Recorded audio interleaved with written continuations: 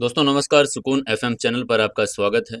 आप देख रहे हैं एपिसोड नंबर 47 सिगरेट घर जमाई। आपको कहानी कैसी लग रही है हमें कमेंट करके जरूर बताते रहें। चलिए शुरू करते हैं कहानी। समर मेयर प्रभाकर और उसके बेटे मानव से नाराज होकर वापस कियारा के पास चला गया। वहाँ शोभा शर्मा कियारा को हॉस्पिटल से निकलवा रही थी और उसको गुस्सा आ गया। उसने हॉस्पिटल की सिक्योरिटी को पीट दिया था। जब वहां पर मेयर पहुंचा तो उसने देखा वो परेशान था, तो उसने उसको धर्मेंद्र ठाकुर के इलाज करने के लिए मना लिया था। उसके बाद शोभा सिंह को भी वहां से बाहर निकलवा दिया था। धर्मेंद्र ठाकुर का इलाज करने के बाद समर ने मुस्कुराते हुए कहा, धर्मेंद्र जी, आपको आराम करना चाहिए, इसलिए मैं चलता हूँ। ये कहते वो कमरे से बाहर जाने लिए मुड़ा। वो अब जल्द से जल्द कियारा के पास जाना चाहता था। वो जानता था कि कियारा उसका इंतजार कर रही होगी। तभी प्रभाकर ने उसको रोकते हुए कहा, समर, एक मिनट रुको। उसकी आवाज सुनते ही समर रुक गया। कंफ्यूजन में पीछे मुड़कर देखने लगा। उसे समझ नहीं आ रहा था कि प्रभाकर अब उसको किस लिए रोक रहा है। तभी उसने कंफ्यूजन में पूछा, हाँ मेयर प्रभाकर, बोलो। प्रभाकर ने मुस्कुराते हुए अपनी जेब से एक बिजनेस कार्ड निकाला और वो समर की ओर बढ़ाते हुए बोला, समर, ये मेरा बिजनेस कार्ड है। इस पर मेरा पर्सनल मोबाइल नंबर भी लिखा है। इंदौर शहर में तुम्हें किसी भी प्रकार की मदद की जरूरत पड़े तो बेझिझक मुझे कॉल कर लेना। जिया प्रभाकर को अपना बिजनेस कार्ड देते हुए देखकर जलन महसूस कर रही थी। वो मेयर का बिजनेस कार्ड था। आम लोग तो अपनी जिंदगी में इस कार्ड को देख भी नहीं पाते थे, लेकिन अब समर को उनका बिजनेस कार्ड मिल रहा था और वो भी उसके पास ये कार्ड था। वो मेयर को फोन कर सकता था और कोई भी इशू आसानी से सोल्व कर सकता था। समर मेयर का कार्ड लेते हुए बोला, थैंक यू मेयर प्रभाकर। वो मेयर का बहुत आभारी था, क्योंकि उसे इस कार्ड की कीमत पता थी और फिर भी वो कमरे में सभी को अलविदा कहकर तुरंत चला गया। उस समय उधर कियारा को प्राची, इरा और शनाया ने घेर रखा था। तीनों लड़कियां उसे पूछ रही थी कि उसकी और समर की मुलाकात कैसे हुई, उनकी शादी कैसे हुई, और जैसे कियारा और भी ज्यादा शर्मिंदा हो रही थी। तभी समर वार्ड के अंदर दाखिल हुआ। उसने देखा कि वहां सभी आपस में बातें कर रहे हैं, तो उसने उत्सुकता से पूछा, तुम लोग क्या बातें कर रहे हो? शनाया ने धीरे से पूछा, समर, हम सीओ से पूछ रहे हैं कि आप दोनों कहाँ और कैसे मिले थे। आप दोनों की शादी लव मैरिज है या फिर अरेंज, और फिर दोनों में से किसने पहला स्टेप लिया था अपने रिश्ते को आगे बढ़ाने के लिए? वो कभी भी अपने पेट में कोई बात नहीं रख सकती थी। समर ने अपनी ठोड़ी ऊपर उठाई और गर्व से कहा, इसमें पूछने वाली क्या बात है, कियारा ने ही पहला स्टेप उठाया था। शनाया ने गुस्से में अपने छोटे होठ ऊपर उठाते हुए बोला, झूठ, तुम झूठ बोल रहे हो। हमारी शर्मीली बोझ कभी खुद आगे नहीं बढ़ेगी। समर जानबूझकर कियारा की तरफ देखते हुए मुस्कुराते हुए बोला, ओह, अगर तुम्हें मेरी बात पर यकीन नहीं तो तुम कियारा से पूछ लो। समर की बात सुनकर कियारा बहुत नाराज हो गई। यह कमीना एक दिन उसे छोड़े बिना खुश नहीं रख सकता था। अगर वो अग्रवाल इंडस्ट्रीज की सीईओ होने के साथ इंदौर शहर की नंबर 1 ब्यूटी थी, वो पहले आगे बढ़कर किसी लड़के को कैसे अप्रोच कर सकती थी? कियारा ने खिलखिलाते हुए कहा, शनाया, इनकी बात मत सुनो। जाहिर है इन्होंने ही पहल की थी। उसे यह बताना जरूरी था कि समर ने उसे प्रपोज किया था, ताकि वो अपने असिस्टेंट और दोस्तों के सामने अपनी शालीनता को बनाए रख सके। फिर कियारा ने समर की तरफ देखते हुए कहा, जानू, सच बताइए ना कि आपने मुझे सबसे पहले डेट पर चलने के लिए कहा था ना? कियारा के चेहरे पर डर का भाव उभर आया था। वो समर को देख रही थी और उसकी आंखों से धमकियां निकल रही थी। उसका मतलब साफ था, अगर समर उसकी बात नहीं मानता तो घर पहुंचने पर उसे वो सजा देगी। उसकी वो कातिलाना निगाहें देखकर समर की रीढ़ में सिरहन दौड़ गई। उसे पता था कि उसे कियारा की बात माननी होगी, नहीं तो उसे घर पर जाकर वॉशबोर्ड पर घुटने टेक कर सजा मिल सकती थी। समर मुस्कुराया और उसने तुरंत अपनी बात बदलते हुए कहा, उसने जो कहा वो सही है। मैंने ही पहले उसे प्रपोज किया था, क्योंकि उसके पास कोई और रास्ता नहीं था। कियारा अभी भी हॉस्पिटल में थी और वो पहले ही उसी वजह से बहुत परेशान थी। वो उसे अब और परेशान नहीं करना चाहता था। उसे आसपास खड़ी लड़कियों को देखकर लग रहा था कि शनाया कियारा की सेक्रेटरी जो सबसे अच्छी दोस्त थी, उसके साथ वो बातें करके सबसे ज्यादा खुश थी। और वही मोटा रोहन बस किनारे खड़ा बेवकूफ़ी तरह हंस रहा था। कियारा समर की पत्नी थी और बहुत खुश था, क्योंकि वो समर का सब ऑर्डिनेट था। समर में ज़बरदस्त क्षमताएं थी, इसलिए उसको फॉलो करने से उसे कभी न कभी तो फ़ायदा होगा ही। यहाँ ये दोनों खुश थे, वहीं दो लोग ऐसे भी थे जिनको बड़ा दुख हो रहा था। प्राची और इरा दोनों ही जबरदस्ती ही मुस्कुरा रही थी। हालांकि वो खुश तो दिखाई दे रही थी, लेकिन उनके दिल उदास थे। आंखों में अकेलापन आ गया था, क्योंकि उन सबको अपनी अगली सुबह ऑफिस जाना था। इसलिए कियारा से थोड़ी देर बात करने के बाद वो उठकर वहां से निकल गई। वो अब कमरे में सिर्फ कियारा और समर ही बचे थे। पूरी दुनिया शांत हो गई थी। मिसेज शोभा के बारे में तो उन्हें तो कमरे से बाहर ही निकाल दिया गया था। समर बिस्तर के किनारे पर बैठ गया। उसने कियारा का छोटा सा नाजुक हाथ थामते हुए पूछा, अब तुम्हें कैसा लग रहा है? कियारा ने अपना सिर हिलाते हुए कहा, हाँ, पहले से काफी अच्छा है। उसने महसूस किया कि उसकी बॉडी में अब एनर्जी आ गई है। वैसे भी उसे कोई बीमारी तो थी ही नहीं, बस उसने 2 दिन तक कुछ खाया नहीं था। भूख से बेहोश हो गई थी। ग्लूकोज, न्यूट्रिशनल ड्रिंक्स और कौंजी लेने के बाद उसका शरीर पूरी तरह से ठीक हो गया था। कियारा को यह कहते हुए सुनकर कि अब वो ठीक है, समर के दिल का बोझ हल्का हो गया। तभी कियारा ने समर से कहा, जानू चलो न चलते हैं, अब मेरा यहाँ रहने का दिल नहीं कर रहा।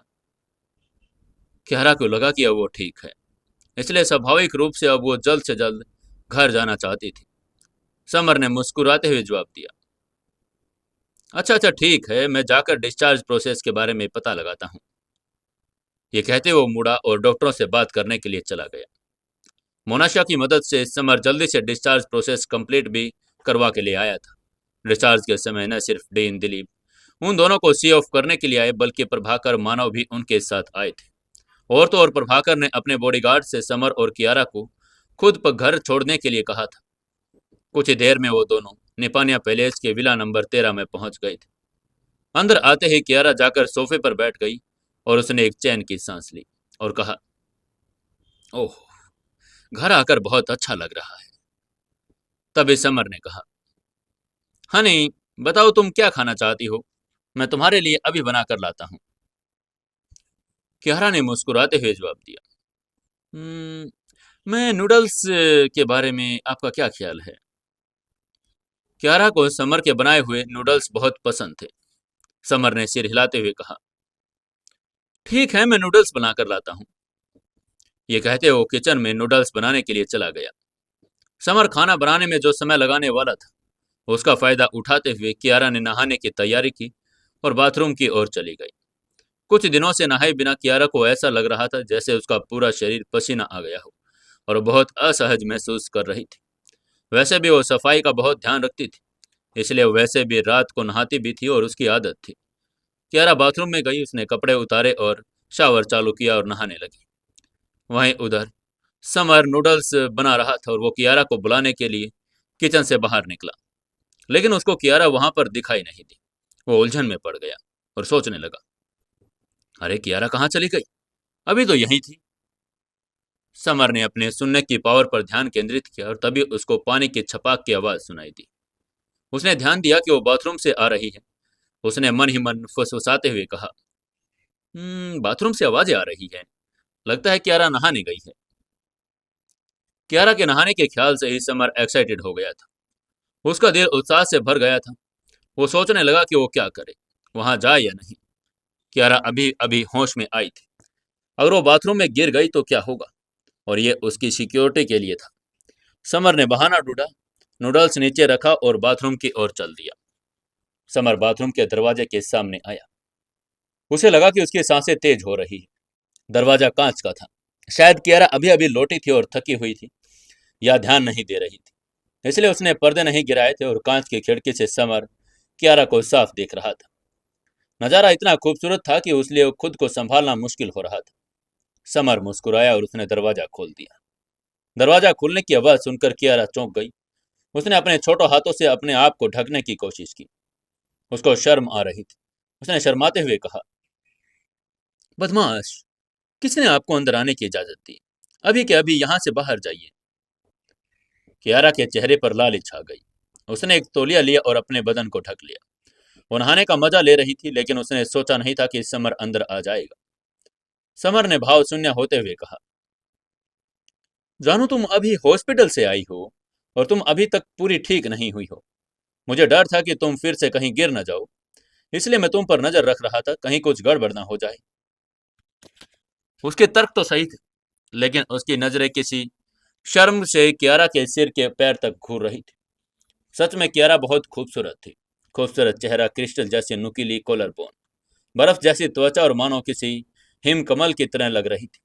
वो मुस्कुराते हुए कियारा की तरफ बढ़ने लगा। उसको अपनी तरफ आता हुआ देखकर कियारा ने गुस्से में चिल्लाते हुए कहा, मेरे पास मत आना, अभी मैं इसके लिए रेडी नहीं हूं। समर ने मुस्कुराते हुए कहा, जान डरो मत, मैं तो तुमसे सिर्फ प्यार करने के लिए आ रहा हूं। कियारा असल में लिटिल रेड राइडिंग हुक जैसी लग रही थी। वो लिटिल रेड राइडिंग हुक जिसे बड़ा बुरा भेड़िया तंग करता रहता था। कियारा ने शर्माते हुए कहा, बुरे भेड़िए जाओ यहां से। समर ने धीरे से कहा, छोटी लाल हुड, मुझे नहाने में अपनी मदद करने दो। कियारा ने सिर हिलाकर मना करते हुए कहा, नहीं तुम बुरे भेड़िए हो, मैं खुद नहा सकती हूँ, जाओ यहां से। उसने समर के नहाने में मदद करने के सुझाव को ठुकरा दिया। कियारा ने समर को पहले ही स्वीकार कर लिया था और वो उसे दिल से पसंद करती थी, लेकिन साथ में नहाना उसके लिए अभी मुश्किल था, क्योंकि वो बहुत शर्मीली थी। समर ने धीरे से कहा, छोटी रेड राइडिंग हुक, तुम अभी पूरी तरह से ठीक नहीं हुई हो, तुम्हारे पास इतनी एनर्जी भी नहीं है, इसलिए मुझे अपनी मदद करने दो। समर की आंखें चमक उठी। उसने सीधे आगे बढ़कर कियारा को अपनी बाहों में भर लिया और उसे नहाने में मदद करने लगा। कियारा बगावत करना चाहती थी, लेकिन वो समर के सामने कमजोर थी, इसलिए वो कुछ भी नहीं कर पाई। वो अपनी नाखुशी जाहिर करना चाहती थी, लेकिन समर ने उसे नजरअंदाज कर दिया। वो दोनों एक दूसरे के इतने करीब थे कि नज़ारा इतना खूबसूरत था, शब्दों में बयां नहीं किया जा सकता। कियारा अभी भी कमजोर थी, इसलिए समर उसके साथ इंटीमेट नहीं हुआ। उसने उसके लिए उसको रिकवर होने का टाइम दिया। आधे घंटे बाद समर ने कियारा को छोड़ दिया और उसे चेहरे पर एक मुस्कान लिए वॉशरूम से बाहर निकल आया। उसके पीछे कियारा जमीन पर पड़ी थी। उसका चेहरा टमाटर की तरह लाल हो गया, जिसकी वजह से वो बहुत ही अट्रैक्टिव लग रही थी। उसने मन ही मन में कहा, बेवकूफ भेड़िए, आप सिर्फ लिटिल रेड राइडिंग हुक को धमकाना जानते हैं और कुछ नहीं। कियारा का चेहरा शर्म से भर गया था। समर का नाम भेड़िया और कियारा को पसंद था। वैसे भी लड़कियों को थोड़े शरारती लड़के पसंद होते हैं। कियारा ने अपनी सांसें संभाली। वो उठी और अपने कपड़े पहने और बाथरूम से निकल आई। जब वो लिविंग रूम में गई तो उसने देखा समर सोफे पर लेटा टीवी देख रहा था। उसका चेहरा सहज था। तभी कियारा की नज़र नूडल्स पर पड़ी। उसने कहा, अरे नहीं, ये नूडल्स तो ठंडे हो गए होंगे। कियारा ने भौहें सिकोड़ते हुए कहा और मेज पर नूडल्स ठंडे हो गए थे। उसका शरीर तो ठीक हो गया था, लेकिन पेट अभी भी कमजोर था, इसलिए वो सिर्फ और सिर्फ गरम नूडल ही खा सकती थी। समर उसकी बात सुनते ही तुरंत मुस्कुराते हुए बोला, लिटिल रेड हुड, मैं तुम्हारे लिए अभी गर्मा गर्म बना कर लाता हूँ। ये कहते वो सोफे से उठा और किचन की ओर चल दिया। उसे अचानक लगा कि कियारा को हनी कहने से ज्यादा लिटिल रेड हुड कहना ज्यादा अच्छा लग रहा है। उसके जाते ही कियारा टीवी देखने लगी। तभी सीरीज में बीच में एक सैड सीन आ गया। कियारा उसको देखते ही आंखों में आंसू ले आई। तभी समर नूडल्स लेकर किचन से बाहर आ गया था। बाहर आते ही उसने कियारा को रोते हुए देखा तो वो उलझन में पड़ गया। उसने कंफ्यूज होते हुए कहा, क्या हुआ डार्लिंग, तुम रो क्यों रही हो? कहीं तुम्हारा दिन कुछ दुख तो नहीं रहा? कियारा ने अपनी आंखें साफ करते हुए कहा, अरे नहीं नहीं, वो मैं सीरीज की हीरोइन को सैड होते देखा तो मेरी आंखों में आंसू आ गए। समर को नहीं पता था कि कियारा भी हीरोइन आमना सामना की फैन थी। समर ने थोड़ा हंसते हुए कहा, अरे सीरीज देखकर कौन रोता है? कियारा ने दर्द भरी आवाज में कहा, आप समझ नहीं रहे हैं, आमना का भाग्य बहुत कड़वा है। इतने दर्द सहने के बाद भी हीरो सलीम उसे तंग कर रहा है। उसकी बात सुनकर समर हैरान रह गया। उसने धीरे से कहा, जान ये सिर्फ एक्टिंग है, रियल नहीं, इसमें रोने की क्या बात है? चलो छोड़ो, लो पहले नूडल्स खा लो। ये कहते हुए उसने नूडल्स का कटोरा वहां आगे थमा दिया। कियारा नूडल्स खाने लगी तभी समर ने चैनल को चेंज करने की कोशिश की, लेकिन कियारा ने उसे ऐसा करने नहीं दिया। समर ने हार मान ली और कियारा की बात मानकर खुद भी वो सीरीज देखने लगी जो कियारा देख रही थी। जब कियारा ने नूडल्स खत्म किए तो एपिसोड भी खत्म हो गया था। कियारा बहुत भावुक हो गई थी, लेकिन समर को कुछ भी महसूस नहीं हुआ। समर ने हंसते हुए कहा, पेट भर गया क्या? या और भी खाने का मन है? या फिर सोना चाहती हो? ये कहते हुए उसने कियारा को उठाया और दूसरी मंजिल के बेडरूम में ले गया। समर ने कियारा को बिस्तर पर लेटा दिया। जैसे वो अपने बेडरूम से जाने के लिए मुड़ा, कियारा ने उसका हाथ पकड़ लिया। वो नहीं चाहती थी कि वो जाए, वो उसे एक कहानी सुनना चाहती थी। समर कियारा पर हंसा, जैसे वो बच्ची थी और उसे अभी भी काल्पनिक कहानियां पसंद थी। सच कहूं तो कियारा कहानी सुनना नहीं चाहती थी, वो बस समर को जाने नहीं देना चाहती थी। वो उसके साथ कुछ और समय बिताना चाहती थी। समर मुस्कुराते हुए उसके बगल में बैठ गया, उसके सिर को सहलाते हुए एक कहानी सुनाने लगा। लेकिन कहानी पूरी होने से पहले ही कियारा सो गई थी। ऐसा लग रहा था जैसे वो कोई बहुत ही प्यारा सपना देख रही हो। समर ने उसे मखमली रोजाई उठाई और कमरे के बाहर आ गया। पिछले कुछ दिनों से न सिर्फ कियारा थकी थी, बल्कि समर भी थक चुका था। वो बड़ी मुश्किल से थकान झेल रहा था। वो नहीं चाहता था कि कियारा परेशान हो, और अब जब कियारा सो गई थी तो उसके भी सोने का टाइम हो गया था। इसलिए वो अपने बेडरूम में जाकर सो गया। अगला दिन सुबह आकाश में जब बादल छाए हुए थे, हर तरफ कोहरा था और दिसंबर आ चुका था, सर्दी शुरू हो चुकी थी। जल्द ही नए साल का जश्न मनाने का समय भी आ रहा था। समर उठा और तैयार हो गया। फिर उसने सोचा कि आज नाश्ता बाहर करते हैं, इसलिए उसने कियारा के साथ बाहर जाकर खाने का फैसला किया। थोड़ी देर बाद कियारा भी जाग गई। ब्रश और तैयार होने के बाद वो समर के साथ बाहर चली गई। ये पहली बार था जब समर के साथ वो कहीं बाहर गई थी। पहले वो हमेशा अलग अलग ही कंपनी जाते थे। पहले कियारा और समर के बीच एक समझौता था, और वो किसी को भी अपने रिश्ते के बारे में नहीं बताना चाहते थे। लेकिन अब बात अलग थी, क्योंकि कियारा ने अपनी शादी के बारे में सबको बताने का फैसला कर लिया था। कियारा दिल ही दिल में समर को पसंद भी करने लगी थी। चूंकि वो उसे पसंद करती थी, इसलिए वो सबको बता देना चाहती थी। समर ने बाहर निकलते ही कियारा से पूछा, हनी, क्या खाना पसंद करोगी? कियारा ने मुस्कुराते हुए कहा, दूध और पकोड़े।" दोनों गैराज में आए और कियारा ने गाड़ी की चाबी समर को दे दी। समर ने BMW चलाई और कियारा को सनलाइट नाम के एक ब्रेकफास्ट रेस्टोरेंट पर ले गया। समर कियारा के साथ अंदर गया। 2 दूध के कप और 4 पकोड़े खरीदे। संयोग से जब वो अंदर आए थे तो एक वहां से कपल चला गया था, इसलिए उनको तुरंत बैठने की जगह भी मिल गई थी। कियारा बहुत खुश थी। उसके हिसाब से जिससे वो प्यार करती है उसके लिए नाश्ता उसके साथ करने का उसके लिए बहुत खुशी की बात थी। हो सके तो वो हर रोज समर के साथ नाश्ता करना चाहती थी। कियारा और समर दोनों ने 2-2 पकोड़े खाए, लेकिन उनका पेट नहीं भरा। इसलिए समर ने 4 और खरीदे, और अब दोनों ने आखिरकार पेट भर जब घर गए तो नाश्ते का स्वाद लाजवाब था। लेकिन ये थोड़ा महंगा था। उदाहरण के लिए एक खाने की कीमत 1,000 रुपये। बाहर से आने वाले दूध की कीमत 20 रुपये प्रति कप थी, लेकिन उस दूध में पानी मिला होता था। वो प्राकृतिक भी नहीं होता था, और ये सारा दूध शुद्ध था, और इसलिए किसी को ज़्यादा महंगा भी नहीं लगता था। दोनों ने ब्रेकफास्ट किया, बाहर निकल गए। समर ड्राइवर सीट पर बैठा था। चाबी घुमाई, एक्सीलेटर दबाया और स्टीयरिंग व्हील घुमाकर गाड़ी को अग्रवाल इंडस्ट्रीज की ओर मोड़ दिया। वो बहुत तेज गाड़ी चला रहा था। भीड़ भाड़ वाली सड़क होने के बावजूद भी वो बिना किसी देरी के इंडस्ट्री पहुंचना चाहता था। अग्रवाल इंडस्ट्रीज का मेन गेट लोगों से भरा हुआ था। लोग लंबी लंबी कतारों में खड़े थे। हर कोई चेक इन का इंतजार कर रहा था। हर एक कर्मचारी को पता था कि काम शुरू होने से पहले ही उन्हें चेक इन करना होगा, और ये आकलन था कि जानने के लिए सब वास्तव में ऑफिस आए भी हैं या नहीं। तभी उन लोगों ने समर और कियारा को गाड़ी में बैठे देखा। उन सभी के चेहरे हैरानी से भर गए। वो आपस में गॉसिप करने लगे। तभी एक लड़की ने कहा, अरे अरे, ये तो सीओ कियारा है, लेकिन ये समर की गाड़ी में क्यों बैठी है? उनके पास खड़ी एक लड़की ने कहा, हाँ यार, सीओ कियारा तो हमेशा अकेले ही ऑफिस आती थी। मैंने उन्हें कभी किसी लड़के के साथ देखा नहीं। ये पहली बार है कि वो किसी और के साथ गाड़ी में आई है। पहली लड़की ने मुस्कुराते हुए कहा, शायद समर सीओ कियारा का शुगर बेबी है। दूसरी लड़की ने उसकी ओर चपत लगाई और कहा, कि क्या मजाक कर रही हो? समर सिर्फ एक मामूली सा सेल्समैन है। सीओ कियारा उस पर नजर भी नहीं डालेगी। अग्रवाल इंडस्ट्रीज के सभी कर्मचारी गपशप करने लगे थे। उनके चेहरे पर हैरानी थी। इन कर्मचारियों को समर और कियारा के रिश्ते के बारे में पता नहीं था। सिर्फ शनाया, प्राची, इरा, रोहन और साक्षी को ही पता था, किसी और को नहीं। हालांकि वे लोग उनके रिश्ते के बारे में जानते थे, लेकिन उन्हें यह भी नहीं पता था कि सीईओ की व्यक्तिगत जिंदगी थी। उनमें कंपनी में इस फैलाने की हिम्मत भी नहीं थी, इसलिए बहुत कम लोगों को ही इसके बारे में पता था।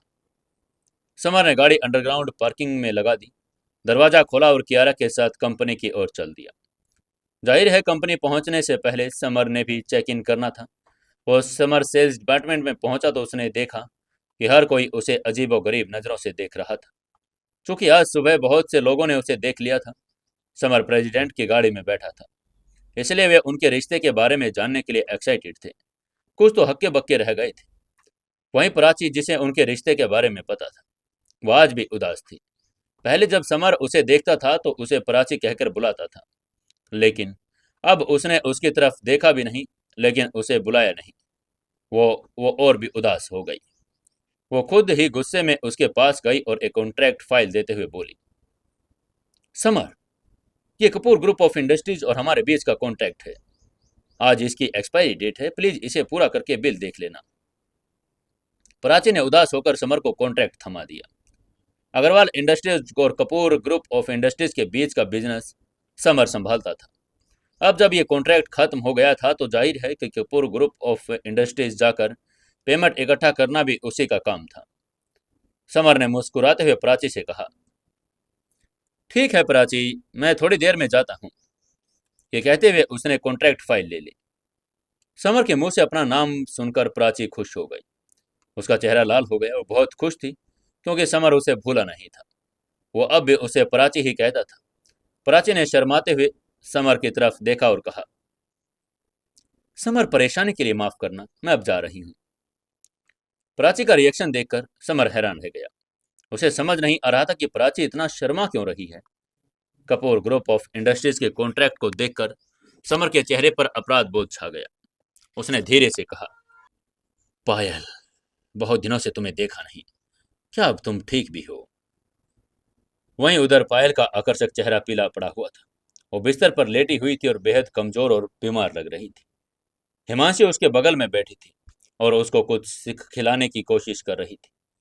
उसने पायल को समझाने की कोशिश की और कहा, दीदी, आपने पिछले कई दिनों से खाया नहीं है, प्लीज थोड़ा खा लीजिए। पायल का चेहरा देखकर हिमांशी की आंखें भी दुख से भर गई थी। हमेशा उसकी बड़ी बहन ही उसका ख्याल रखती थी, लेकिन अब वो अपनी बहन का ख्याल रख रही थी। वाइन बैंकेट के बाद पायल ने खाना बंद कर दिया था और बिस्तर पर एक लाश की तरह पड़ी थी। पायल ने हिमांशी का हाथ साइड पर करते हुए कहा, नहीं हिमांशी, मेरा कुछ खाने का मन नहीं कर रहा। हिमांशी ने फिर से कोशिश करते हुए कहा, दीदी ऐसे कैसे नहीं कर रहा, 2 दिन से ऊपर हो चुके हैं, प्लीज मेरे लिए कुछ खा लो। उफ। तभी पायल को अचानक उल्टी आने लगी। उसके गले में कुछ गड़बड़ सी लग रही थी, लेकिन वो कुछ उगल नहीं पा रही थी। यह एहसास बहुत ही कष्टदायक था। अपनी बड़ी बहन को उल्टी करता देखकर हिमांशी बहुत घबरा गई। उसने एक संतरा छीलकर पायल के मुंह में जबरदस्ती ठूंस दिया। अपनी बीमारी की वजह से पायल में कोई ताकत तो बची नहीं थी, इसलिए वह संतरा ही ले सकी। संतरा खाने के बाद उसको उल्टी आना बंद हो गई। वो थोड़ा बेहतर महसूस कर रही थी। हिमांशी ने पायल की पीठ सहलाते हुए कहा, दीदी मुझे पता है आप उदास हैं, लेकिन असल में हुआ क्या था, क्या आप मुझे कुछ बता सकती हैं? पायल ने धीरे से कहा, हिमांशी कुछ नहीं, अगर मैं तुम्हें बता भी दूं तो भी तुम समझोगी नहीं। हिमांशी ने थोड़ा जिद करते हुए कहा, दीदी अगर आप मुझे सच में बहन मानती हैं तो प्लीज बता दीजिए क्या हुआ है। पायल ने उदास चेहरे को ठीक किया और कहा, ठीक है, मैं तुम्हें बताती हूँ। मुझे पता चला है कि समर शादीशुदा है। समर शादीशुदा है? और यह बात सुनते ही तो हिमांशी को भी झटका लगा। उसने हैरान होते हुए कहा, क्या क्या लेकिन दीदी, समर तो आपका बॉयफ्रेंड है, वो फिर शादीशुदा कैसे हो सकता है? पायल ने बनावटी हंसी के साथ कहा, हाँ वो शादीशुदा है। वो मुझे धोखा दे रहा था। उसने मुझे कभी नहीं बताया कि वो शादीशुदा है। उसकी शादी कियारा अग्रवाल से हुई है। उसकी बात सुनकर हिमांशी और भी ज्यादा हैरान हो गई। उसके मन ही मन उसने सोचा, कियारा, अग्रवाल इंडस्ट्रीज की सीईओ कियारा, इंदौर शहर की नंबर 1 ब्यूटी। हिमांशी भी कियारा के बारे में जानती थी। कियारा न सिर्फ सुंदर थी, बल्कि कंपनी की सीईओ भी थी। बिजनेस क्वीन भी बोला जाता था उसको, जिसने लगभग दिवालिया हो चुकी कंपनी को 200 करोड़ की कंपनी में बदल दिया था। लेकिन हिमांशी जानती थी, समर अग्रवाल इंडस्ट्रीज का एक रेगुलर कर्मचारी था। कंपनी के सीईओ ने उसे कैसे शादी कर ली, ये एक परियों की कहानी जैसा लग रहा था। पायल का राख की तरह मुरझाया हुआ चेहरा देखकर हिमांशी समझ गई कि अपनी बड़ी बहन को समर को जरूर पसंद करती होगी। लेकिन समर न सिर्फ दिखने में अच्छा था, बल्कि बेहद हुनरमंद भी था। लड़कियां का उसे पसंद करना स्वाभाविक था। सिर्फ पायल ही नहीं, हिमांशी भी उसे पसंद करती थी। लेकिन जाहिर है वो अपनी बहन को यह बता नहीं सकती थी कि वह भी समर को पसंद करती है। हिमांशी ने धीरे से पायल से पूछा, दीदी, क्या आप समर को पसंद करती हैं? पायल ने सिर हिलाते हुए धीरे से कहा, हाँ, मैं उसे पसंद करती हूँ। हिमांशी मुस्कुराई और अपनी बहन को प्रोत्साहित करते हुए बोली, दीदी, आप कियारा से कहीं ज्यादा खूबसूरत हैं। Kapoor group of industries Agarwal industry से भी ज्यादा अमीर हैं। समर को तो आपके पीछे खुद चलकर आ जाना चाहिए था। उसको ऐसे ऐसे ही जाने नहीं देना चाहिए था, बल्कि आपको तो हाथ धोकर उसके पीछे पड़ जाना चाहिए। हिमांशी के हिसाब से अगर कोई पसंद आ जाए तो उसके पीछे पड़ जाओ, डरने की कोई बात नहीं। पायल ने जबरदस्ती हंसते हुए कहा, हिमांशी, अब उसकी शादी हो गई है, तुम्हें क्या लगता है तुम्हारी बहन फालतू है जो उसके पीछे घूमे? हिमांशी ने गुस्से में कहा, उसकी शादी हो गई तो क्या फर्क पड़ता है? उसके लिए तो खाना पीना तो नहीं छोड़ देती ना। बीमार हो गई हैं आप, लेकिन उसका क्या? उसको कोई फर्क नहीं पड़ रहा। पता नहीं वो कहाँ किस लड़की के साथ एंजॉय कर रहा होगा। जब से दोनों बहनों के बीच झगड़ा सुलझ गया था, हिमांशी पायल की बेहद चिंता करने लगी थी। हर समय उसके बारे में सोचने लगी थी और पायल के चेहरे का पीलापन देखकर हिमांशी भी उदास थी। तभी हिमांशी ने गुस्से में कहा, साले समर कमीने, तुमने मेरी बहन को तकलीफ पहुंचाने की हिम्मत कैसे गई? मैं तुम्हें माफ नहीं करूंगी। इसी समय उधर दूसरी तरफ समर ने कपूर ग्रुप ऑफ इंडस्ट्रीज के साथ कॉन्ट्रैक्ट बरकरार रखा और अग्रवाल इंडस्ट्रीज से बाहर निकल गया। दोनों कंपनियों के बीच हो रहा यह प्रोजेक्ट 100 करोड़ का था और अब रकम वसूलने का समय आ गया था। वाइन बैंकेट के बाद समर पायल से मिला भी नहीं था।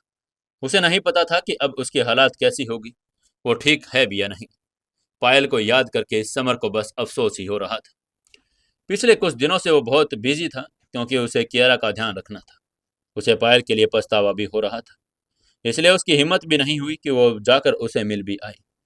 आखिरकार समर को पायल को उसकी शादी के बारे में पता भी चल गया था। ऐसे में उसका पायल से मिलना थोड़ा अजीब भी होता। समर बिल्डिंग से बाहर निकला, एक टैक्सी रुकवाई और कपूर ग्रुप ऑफ इंडस्ट्रीज की तरफ चल पड़ा। अग्रवाल इंडस्ट्रीज इंदौर शहर के एक बिजी इलाके में स्थित था, इसलिए टैक्सी मिलना काफ़ी आसान था। कपूर ग्रुप ऑफ इंडस्ट्रीज पहुंचने में ज़्यादा समय भी नहीं लगा। वहां जाके समर दुविधा में पड़ गया। कपूर ग्रुप ऑफ इंडस्ट्रीज के गार्ड ने उसे जानते थे और वो उसको देखते ही भाग गए थे। वे उस शैतान को फिर से नाराज नहीं करना चाहते थे। पिछली बार जब वो आया था तो उसने उन गार्डों की बुरी तरह से पिटाई भी की थी। फ्रंट डेस्क पर वही झाइयों वाली लड़की थी। उसने नीले रंग का बिजनेस आउटफिट पहना था। समर को अंदर आता हुआ देखकर उसके चेहरे के भाव तुरंत बदल गए।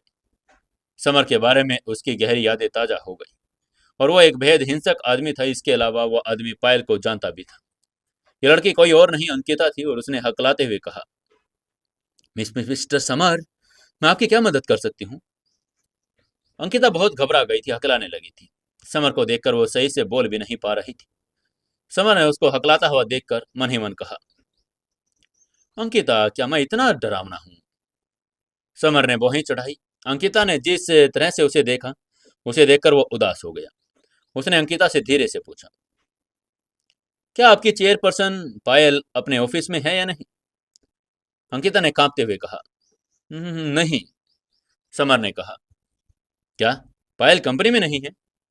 अंकिता ने जवाब दिया, हाँ, वो नहीं है। चेयरपर्सन पिछले कुछ दिनों से ऑफिस आई ही नहीं। उसकी बात सुनकर समर और भी हैरान हो गया। उसने मन ही मन कहा, क्या पायल कुछ दिनों से ऑफिस नहीं आई? उसके हिसाब से पायल एक अरबों डॉलर की कंपनी की चेयरपर्सन थी। उसे कंपनी का रोज ढेर सारा काम संभालना था। वो ऑफिस कैसे नहीं आ सकती थी? समर ने वहीं चढ़ाते हुए पूछा, तो क्या तुम्हें पता है कि मिस पायल आमतौर पर कब ऑफिस आती हैं? अंकिता ने कहा। ये मुझे नहीं पता। उसकी बात सुनकर समर निराश होकर कपूर ग्रुप ऑफ इंडस्ट्रीज से बाहर निकल गया। असल में तो अग्रवाल इंडस्ट्री और कपूर ग्रुप ऑफ इंडस्ट्रीज का प्रोजेक्ट समर और पायल के बीच चलता था।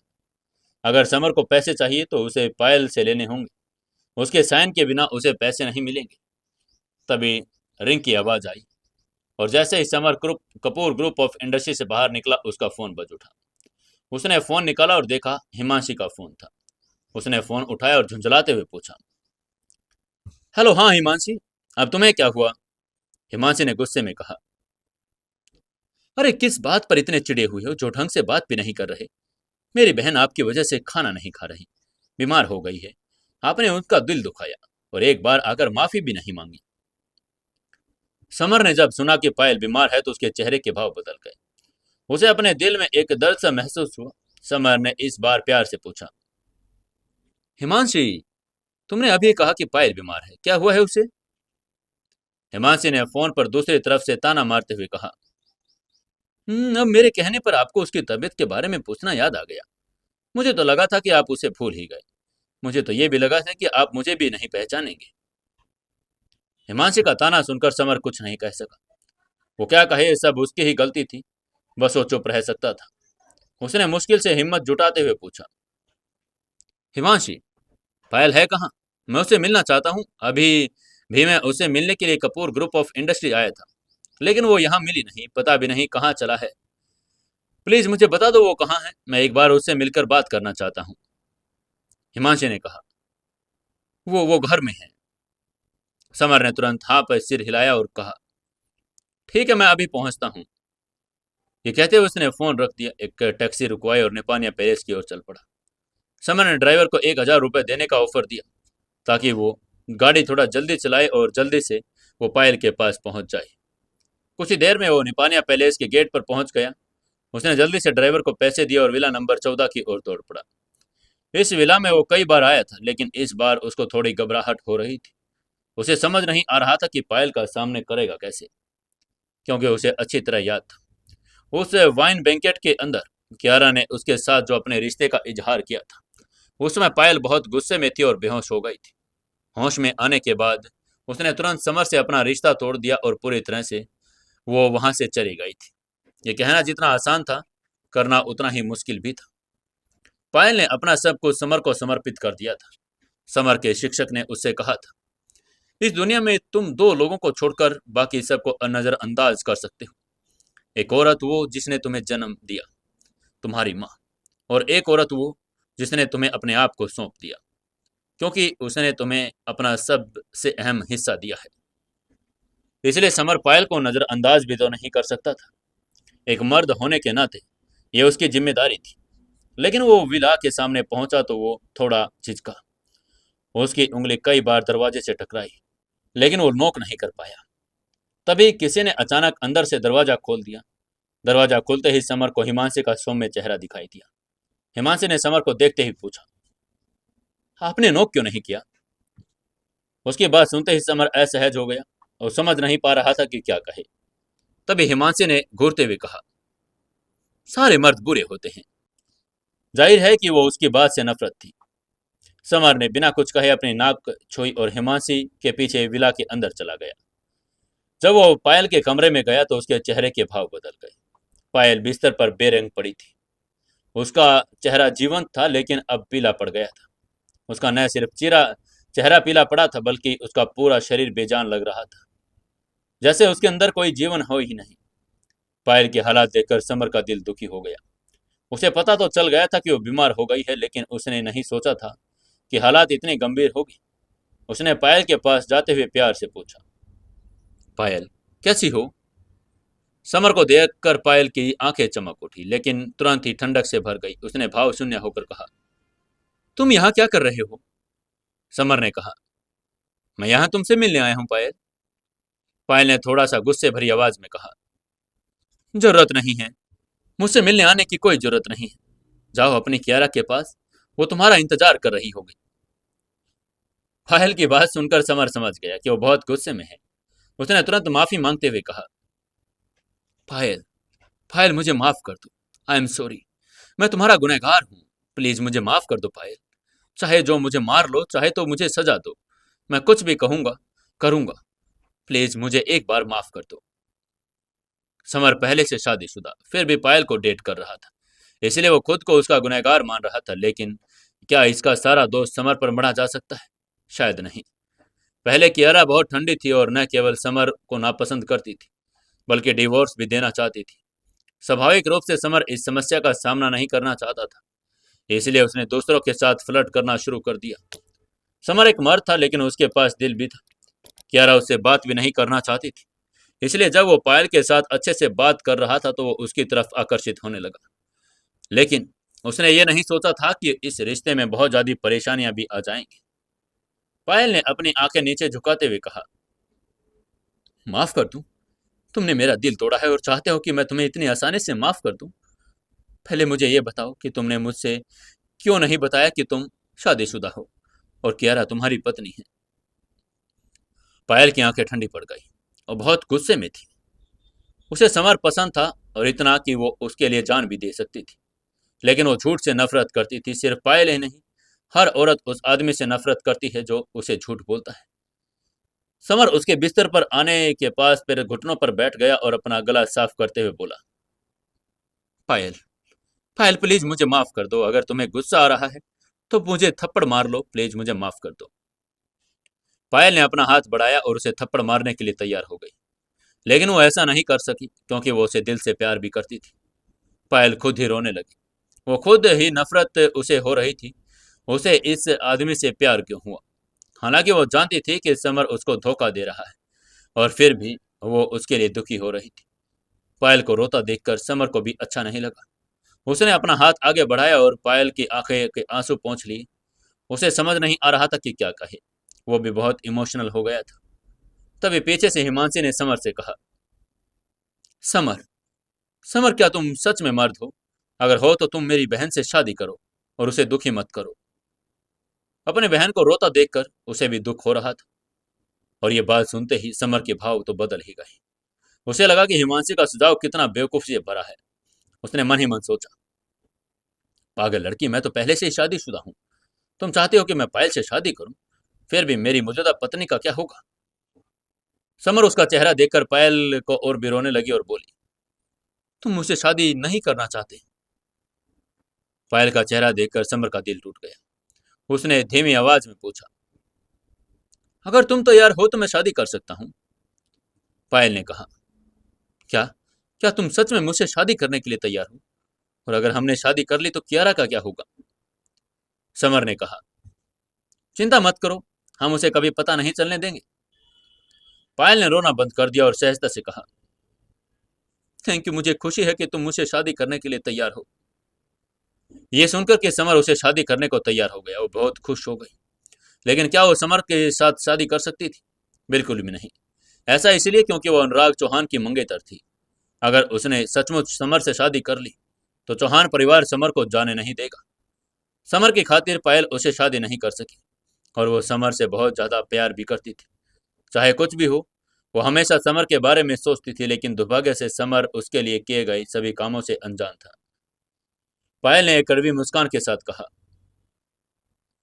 भले ही तुम मुझसे शादी करने के लिए तैयार हो समर, लेकिन मैं तुमसे शादी नहीं कर सकती। समर ने कंफ्यूज होते हुए पूछा, पर तुम मुझसे शादी क्यों नहीं कर सकती पायल? वो जानता था कि पायल उससे प्यार करती है, लेकिन वो उसे शादी क्यों नहीं कर सकती, ये क्या बात हो चुकी थी? पायल कड़वी मुस्कान के साथ मुस्कुराई। उसकी आंखों में उदासी की झलक थी। उसने सिर हिलाया और चुप रही। वो समर को अनुराग चौहान के बारे में नहीं बताना चाहती थी, लेकिन अब वो क्या कर सकती थी? तभी पायल का पेट गुर्राने लगा। 2 दिन से कुछ न खाने की वजह से उसे बहुत भूख भी लगी थी। अपने पेट को गुर्राते हुए सुनकर पायल शर्मा गई। गुर्राहट को सुनकर समर ने हंसते हुए कहा, तुम्हें पायल भूख लगी है? पायल के जवाब देने से पहले ही हिमांशी ने उसे डांटते हुए कहा, आपको क्या लगता है आपकी वजह से मेरी बहन ने 2 दिन से कुछ खाया नहीं? जाहिर है उसे भूख ही लग रही होगी। वो पहले समर को बहुत पसंद करती थी, लेकिन अब वो बहन की खातिर उसके ताने मार रही थी। समर भी जानता था कि हिमांशी भी उसे पसंद करती है, लेकिन वो सोचकर कि अपनी बहन की हालत की वजह से उससे नाराज है, उसने बस एक प्यारी सी मुस्कान के साथ पायल से पूछा, पायल, तुम क्या खाना चाहती हो? मैं तुम्हारे लिए बनाता हूँ। पायल ने धीरे से कहा, मुझे नूडल्स खाने हैं। समर ने मुस्कुराते हुए पायल को सिर थपथाते हुए कहा, ठीक है, मैं तुम्हारे लिए नूडल्स बनाकर लाता हूँ। ये कहते वो किचन में चला गया। सभी लड़कियों को ही नूडल्स क्यों पसंद होते हैं? कियारा और पायल दोनों को यह बहुत पसंद था। ये सवाल काफी पेचीदा था। अगर दोस्तों आपको इस सवाल का जवाब पता है तो कमेंट करके जरूर बताना कि सभी लड़कियों को नूडल्स क्यों पसंद होते हैं, क्यों उनको हमेशा स्नैक्स और नमकीन ही पसंद होता है। समर किचन में आया। उसने 2 नूडल्स के पैकेट निकाले और पालक भी निकाल लिया। सामग्री धोने के पहले उसने पानी को उबालना शुरू कर दिया और उसके अंदर नूडल्स डाल दिया। कुछ ही देर में उसने उसको बना लिया था। वो एक कटोरे में भरकर तैयार कर कर ये दिखाने में कि कितना स्वादिष्ट लग रहा है वो वहां पर ले आया था। जैसे ही पायल ने उसको सूंघा, उसने आंखें बंद करके कहा, वाह, क्या अच्छी खुशबू आ रही है। समर नूडल्स से पायल के पास ले आया और उसने कहा, चलो मेरे बनाए नूडल्स का स्वाद चखो। नूडल्स चखते ही पायल को बहुत आनंद मिला। पायल को लगा कि उसने आज तक इतने अच्छे नूडल्स नहीं खाए। 7 स्टार होटल में भी शेफ इतने अच्छे नूडल्स नहीं बना सकते थे। समर ने उससे पूछा, पायल, कैसे बने हैं नूडल्स, अच्छे हैं ना? पायल ने कहा, हाँ, बहुत अच्छे हैं। खाना खाने के बाद पायल की हालत थोड़ी सुधार हो गई थी। उसके चेहरे पर रंगत भी लौट आई थी। पायल ने काफी देर तक बातें करने के बाद समर उठा और वहां से बाहर निकल गया, क्योंकि पायल को आराम की जरूरत थी और यहाँ तक कि डील के पैसों की बात थी। समर को पूछने में भी शर्म आ रही थी क्योंकि पायल बीमार थी। वो बस के उसके ठीक होने का इंतजार कर सकता था। समर पायल के घर से निकलकर अग्रवाल इंडस्ट्री वापस चला गया। जैसे वो सेल्स डिपार्टमेंट के अंदर गया, प्राची ने उसे रोक लिया। प्राची ने बड़ी आंखें करके पूछा, समर, क्या तुम पैसे ले आए? समर ने कहा, नहीं, अभी नहीं। पायल आज ऑफिस में नहीं थी और कुछ दिन ऑफिस में आएगी भी नहीं। वो बीमार है, इसलिए हमें उसके वापस आने का इंतजार करना पड़ेगा। प्राची ने कहा, ठीक है, वैसे सीईओ मैडम ने अभी तुम्हारे बारे में पूछा था। जाहिर है वो भी कपूर ग्रुप ऑफ इंडस्ट्रीज के पैसे के लिए पूछना चाहती होंगी। समर ने मुस्कुराते हुए पूछा, प्राची, क्या सीईओ ने कुछ बताया? क्यों पूछ रही थी इसके बारे में? प्राची ने कहा, सीईओ ने मुझसे कहा है कि जब भी तुम वापस आओ मैं तुम्हें उनके कमरे में भेज दूं। समर ने सिर हिलाते हुए कहा, ठीक है, मैं अभी ऑफिस में जाता हूं। ये कहते हुए उसने कॉन्ट्रैक्ट फाइल को वापस अपने डेस्क पर रख दिया। सीईओ के ऑफिस की तरफ चल पड़ा। समर जैसे ही ऑफिस में पहुंचा, उसने देखा कि कियारा एक फाइल संभाल रही थी। समर कियारा के पास गया और बोला, अरे हनी, इतना काम मत किया करो, तुम थक जाओगी। ये कहते हुए उसने उसके कंधे थाम लिए और हल्के से मालिश करने लगा। कियारा ने ऊपर देखा और पूछा, क्या आप कपूर ग्रुप ऑफ इंडस्ट्री से पैसे ले आए? समर ने नाम में सिर हिलाते हुए कहा, नहीं, आज पायल ऑफिस में नहीं आई थी। कियारा ने आंखें झपकाते हुए कहा, ठीक है। फिर उसने थोड़ा स्मेल करते हुए पूछा, वैसे जान, आपके कपड़ों से लेडीज परफ्यूम की खुशबू क्यों आ रही है? समर ने सिर हिलाकर संभावना को नकारते हुए कहा, नामुमकिन, तुम कुछ गलत फहमी कर रही हो जान। मेरे कपड़ों से और लेडीज परफ्यूम की खुशबू कैसे आ सकती है? वो बहुत घबरा गया था। कियारा की नाक बहुत तेज थी। उसको समर के कपड़ों से पायल के परफ्यूम की खुशबू आ रही थी। कियारा ने अपनी भौहें तानी और समर की तरफ देखते हुए कहा, मुझे कोई गलत फहमी नहीं हुई जान। लेडीज परफ्यूम की खुशबू आपके कपड़ों से आ ही रही है। समर ने कहा, ये मेरी बॉडी की नेचुरल खुशबू है। उसकी बात सुनकर कियारा ने मन ही मन सोचा, बॉडी की नेचुरल खुशबू, क्या बकवास है। कियारा घबरा गई। समर की बेशर्मी देखकर उसको बेशर्म आ रही थी। सिर्फ लड़कियों के शरीर से नेचुरल खुशबू आती है, मर्दों की बॉडी से कब आने लगी। लेकिन उसको और भी काम निपटाना था, उसने इसलिए बहस नहीं की। काम की थकान की वजह से कियारा को गर्दन में भी दर्द हो रहा था। उसने अपनी गर्दन पर हाथ रखते हुए कहा, जान, मेरी गर्दन में दर्द हो रहा है, प्लीज मालिश कर दो। समर ने तुरंत कियारा की गर्दन पर हाथ रखा और कहा, ठीक है, मैं तुम्हारी मालिश कर देता हूँ। ये कहते हुए उसकी मालिश करने लगा। समर की मालिश करने की कला लाजवाब थी और कुछ ही देर में कियारा को अच्छा लगने लगा था। इस समय उधर दुनिया कि दूसरे कोने में टाइगर ग्रुप के हेल अलायंस के हेड ऑफिस में एक काली टोपी वाला आदमी चुपचाप एक काली कुर्सी पर बैठा था। उसने अपना असली चेहरा छुपाते हुए एक काला मुखौटा भी पहना हुआ था। बस उसकी बर्फीली आंखें दिखाई दे रही थी, जिनसे जानलेवा ओरा भी निकल रहा था। उसका नाम पीटर था, जो दुनिया के 4 सबसे बड़े किलिंग ऑर्गेनाइजेशंस के हेल अलायंस का लीडर था। पीटर ने पूछा, वाइपर, क्या तुम्हें यकीन है कि तुम शैडो किंग को मार सकते हो? आगे से जो सामने वाइपर था उसने कहा, हाइनेस, अगर मैं सीधे लड़ूं तो जाहिर है मैं उसे हरा नहीं सकती, लेकिन अगर उसने मारने की बात है तो मेरी सफलता की संभावना 30% है, और अगर मैं प्लानिंग करके मारूं तो 80% वो मेरे जहर से बच नहीं पाएगा। पीटर ने मुस्कुराते हुए कहा, अगर तुम्हें ठीक लगता है तो उसे जहर दे दो। शैडो किंग पर अब 10 अरब अमेरिकी डॉलर का इनाम है, जो बहुत बड़ी रकम है।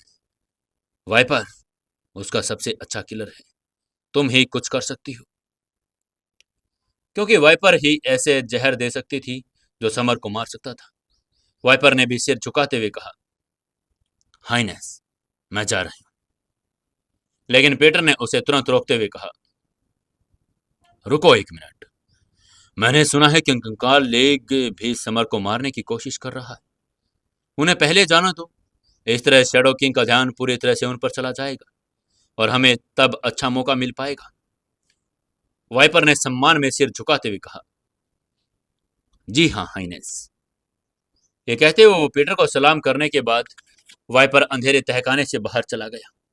पूरा अंडरवर्ल्ड बेचैन हो गया था। समर पर निशाना साधते हुए सभी एक नया अध्याय शुरू कर रहे थे। इधर इंदौर का में समय उड़ गया और पलक झपकते ही घर जाने का समय हो गया। जैसे ही कियारा और समर पहली मंजिल पर पहुंचे, रोहन ने उन्हें रोक लिया। रोहन ने समर को घूरते हुए कहा, समर भाई, परसों मेरी शादी है, क्या तुम उसमें शामिल हो सकते हो? वो चाहता था कि समर उसकी शादी में आए। अगर वो पहले होता तो समर को इनवाइट करने में आश्वस्त होता, लेकिन ये जानने के बाद भी बिग समर सीओ के पति हैं और वो उनसे डरने लगा था। और ये देखकर रोहन पर थोड़ा दबाव भी महसूस हो रहा था, सिर्फ इसलिए कि सीओ समर के बगल में खड़ी थी। तभी समर ने मुस्कुराते हुए कहा, ओह मोटे, मैं तुम्हारी शादी में जरूर आऊंगा। इतना ही नहीं, मैं तुम्हारा बेस्ट फ्रेंड हूँ और तुम्हारी शादी में फुल एंजॉय भी करूंगा। रोहन उसका अच्छा दोस्त था। बेशक समर शादी में शामिल होगा और उसकी उपस्थिति में रोहन की रेपुटेशन भी आएगी। रोहन ने कहा, समर भाई, क्या तुमने अभी कहा कि तुम मेरे बेस्ट फ्रेंड हो?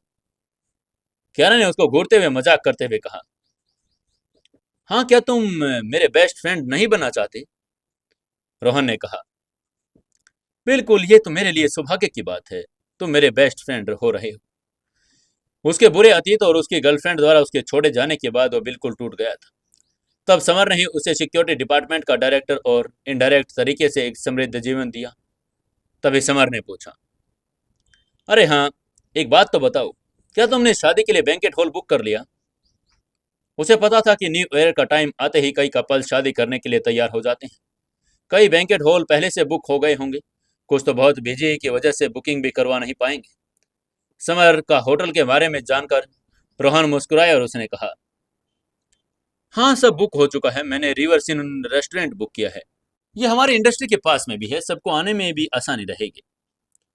समर ने कहा, ठीक है, मैं वहां टाइम से पहुंच जाऊंगा। ये कहने के बाद वो कियारा के साथ घर की तरफ चल पड़ा। कियारा ने अपने चेहरे होठों से कहा, जानू, मैं भी आपके साथ रोहन की शादी में जाना चाहती हूँ। समर ने कहा, ओह, क्या तुम सच में जाना चाहती हो? कियारा ने कहा, हाँ, रोहन आपका दोस्त है, स्वाभाविक रूप से मुझे भी जाना चाहिए, मैं आपकी पत्नी हूँ। समर ने हैरान होते हुए पूछा, लेकिन तुम कंपनी की सीईओ हो, क्या तुम अपना काम छोड़कर मेरे साथ जाना चाहती हो? कियारा ने कहा, माना कि मैं कंपनी की सीईओ हूँ, लेकिन मैं आपकी पत्नी भी तो हूँ। आपके साथ शादी में शामिल होने से आपकी रेपुटेशन भी तो बढ़ेगी। जाहिर है समर को कियारा के रोहन की शादी में शामिल होने से कोई आपत्ति नहीं थी, इसलिए शादी में जाने से रोहन और भी खुश होगा। कियारा ने पूछा, ठीक है, हम चलेंगे ना। अब जब तुम मेरे साथ जा ही रही हो तो तुम ही बताओ कि हमें शादी में उसे क्या गिफ्ट देना चाहिए। वो कभी इतने गिफ्ट देने जानता नहीं था, इसलिए उसने कियारा से पूछा। लेकिन समर ने गलत व्यक्ति से पूछा क्योंकि कियारा को भी इस बारे में कोई नॉलेज थी नहीं। हालांकि उसके साथ वो मैरिज सर्टिफिकेट मिला था, लेकिन उसने पहले कभी शादी का आयोजन भी नहीं देखा था। उसे क्या पता था? उसने थोड़ा सोचते हुए कहा, ये तो मुझे भी नहीं पता, लेकिन आप रुकिए, मैं अभी शनाया से पूछती हूँ। वो अक्सर लोगों की शादी अटेंड करती है। ये कहते हुए कियारा ने फोन निकाला और अपने असिस्टेंट का नंबर डायल कर दिया। उससे बात करने के बाद कियारा समझ गई कि क्या खरीदना है और उसने फोन रख दिया। शादी जिंदगी का सबसे बड़ा मौका होता है, इसलिए जाहिर है कि उन्हें एक ऐसा गिफ्ट देना था। दोस्त होने के नाते कई गिफ्ट्स पर विचार किया जा रहा था, जैसे एक टी सेट, एक बहुत ही जरूरत की छोटी मोटी चीजें या कोई अच्छी सी ज्वेलरी। कियारा और समर के बीच कुछ बातचीत के बाद उन्होंने रोहन को गिफ्ट देने के लिए एक टी सेट खरीदने का फैसला किया। बेशक गिफ्ट तो गिफ्ट होता है, और दोनों गाड़ी में बैठे वॉलमार्ट सुपरमार्केट की तरफ चल पड़े। कुछ ही देर में वो दोनों सुपरमार्केट में पहुंच गए। वहां टी शर्ट की सेल्स पर्सन एक 20 साल की लड़की थी। बेहद बातूनी और कुछ ही पलों में उन्हें टी पोर्ट से जुड़ी हर जानकारी के बारे में बताने लगी। समर और कियारा ने आखिरकार एक टी शर्ट खरीदने का फैसला किया। शुरुआत में इसकी कीमत 20,000 रुपये से थोड़ी ज़्यादा थी, लेकिन नए साल और छूट के चलते वो 18,000 रुपये में उन्होंने ले लिया। उसके बाद उन्होंने कुछ सब्जियां और चिकन खरीदा। घर पर कुछ भी खाने को बचा नहीं था, इसलिए उन्होंने ग्रोसरी शॉपिंग भी शुरू कर दी। अब लगभग रात के 8 बज चुके थे। सर्दी का मौसम होने के कारण अंधेरा छा गया था। सिर्फ सड़कों पर किराने लगी लाइटें जल रही थी। वो विला नंबर 13 की ओर चल पड़े। वहां पर पहुंचते ही जैसे ही कियारा ने दरवाजा खोला और धीरे से कहा, अरे, ये लिविंग रूम की लाइटें क्यों जल रही हैं? कियारा ने अभी तक दरवाजा नहीं खोला था और वो कंफ्यूज हो रही थी, लाइटें क्यों जल रही है। फिर उसने समर की तरफ देखा और पूछा, क्या आपने सुबह लाइटें बंद नहीं की थी? समर ने सिर हिलाते हुए कहा, नहीं, ऐसा तो नहीं है, मैं लाइटें बंद करके गया था। कियारा ने हैरान होते हुए कहा, ये तो थोड़ा अजीब है। अगर आपने लाइटें बंद की है तो ये जल कैसे रही है? जब वो गए थे तब लाइटें बंद थी, लेकिन अभी लाइटें जल रही थी। तभी ट्रिंग ट्रिंग ट्रिंग की आवाज आई और समर ने अपनी चाबी निकाली। दरवाजा खोलने ही वाले था, उसका फोन बज गया। उसने अपना फोन निकाला, देखा अननोन नंबर से कॉल आ रहा था। समर ने हैरान होते हुए सोचा, अजीब है, इतनी रात को मुझे कौन फोन कर रहा है? समर की भौहें तन गई। ज्यादा लोग उसका फोन नंबर जानते भी नहीं थे। उसको फोन कौन कर सकता था? जिस नंबर से फोन आ रहा था उसे पहचान भी नहीं पाया। शायद कोई स्पैम कॉल होगा, उसने सोचा, और उसने फोन न उठाने का फैसला किया। कियारा इस बात से हैरान थी कि समर फोन क्यों नहीं उठा रहा। उसने कहा, जान, किसका कॉल है? आप उठा क्यों नहीं रहे? समर ने सिर हिलाते हुए कहा, हने किसी अननोन नंबर से कॉल आ रहा है, मैं फोन नहीं उठाना चाहता। कियारा ने उसको समझाते हुए कहा, ऐसा नहीं करते जान, बस एक बार उठाकर देख लीजिए, हो सकता है किसी को आपको ये मदद की जरूरत हो। अगर कोई स्पैम कॉल हुआ तो काट दीजिएगा। उसकी बात सुनकर समर ने सर हाँ में हिला दिया और कॉल उठा लिया और उसने पूछा, हेलो, कौन? दूसरी तरफ से एक लड़की की आवाज आई, शैडो किंग हाइनेस, मनीषा बोल रही हूँ। ये ड्रैगन ग्रुप का पर्सनल नंबर है। निशा का नाम सुनते ही समर कंफ्यूज हो गया। उसने कंफ्यूज होते हुए मन ही मन सोचा, निशा मुझे क्यों कॉल कर रही है? समर के पास निशा का नंबर था, लेकिन ड्रैगन ग्रुप का नहीं। इसलिए जब उसने ड्रैगन ग्रुप के नंबर से कॉल किया तो उसे पहचान नहीं पाया। निशा ने कहा, shadow king highness, dragon group की इंटेलिजेंस इंफॉर्मेशन के अनुसार 4 किलर लीग के लोग 2 पहले ही इंडिया पहुंच चुके हैं, और यह भी संभव है कि वो इंदौर आ गए। समर ने बेफिक्री से कहा, अगर वो सचमुच मारना मुझे चाहते हैं तो उन्हें आने दो। निशा ने थोड़ी ठंडी आवाज में कहा, लेकिन आपको थोड़ा सावधान रहना होगा। इंटेलिजेंस रिपोर्ट के अनुसार जो भी किलर आए हैं वो किलर दुनिया के टॉप 10 किलर्स में से एक हैं, बेहद शक्तिशाली हैं। समर ने जानकारी के लिए उसका शुक्रिया अदा किया और कहा, ठीक है, मैं समझ गया, इन्फॉर्मेशन देने के लिए शुक्रिया। ये कहते उसने फोन रख दिया। जब उसने 3 किंग को मार दिया था, उससे पहले ही पता था कि उसके फॉलोअर्स हार नहीं मानेंगे। आखिरकार वो आ ही गए थे। जैसा कि कहावत है, विरोधियों का सामना अंधेरे में करने के बजाय उजाले में करना आसान होता है। अगर सामने समर की लड़ाई हो तो समर को बिल्कुल भी डर नहीं लगता।